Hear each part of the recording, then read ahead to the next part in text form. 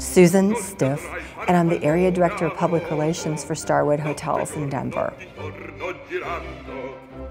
My first opera was Cosi, and it was when I was 32, and it was in Colorado Springs. And I had spent an enormous amount of money for these tickets. They were $18 a piece.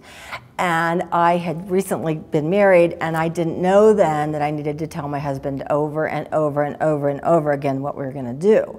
So the morning of the opera, I reminded him of the opera, and he said, "What opera? I'm not going to an opera. It's the Denver Broncos preseason opening, first football game of the season."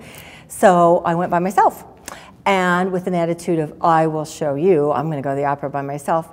Loved it. And several of our friends from Colorado Springs that I really didn't know were singers turned out to be in the chorus for that production.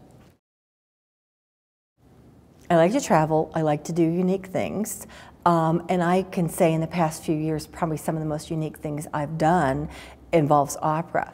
I think really my favorite opera is Ballad of Baby Doe, and the reason is because my husband was a geologist and was a gold miner, and I kind of understand that passion for mining, so I think that's my favorite opera. But then there are other productions that are my favorite productions. Opera Colorado's Rusalka was one of my very, very, very, very favorite productions of an opera. And the recent Cinderella with my friend Annie Belcher. I love Cinderella with Annie Belcher. Opera Colorado is really, really important for Denver.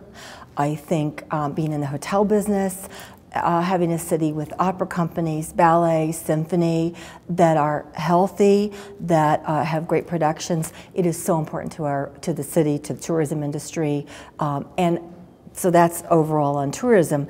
But I support Opera Colorado because I like the people. I think Opera Colorado is a great organization to work with. What I hope for Opera Colorado is that Opera Colorado stays alive.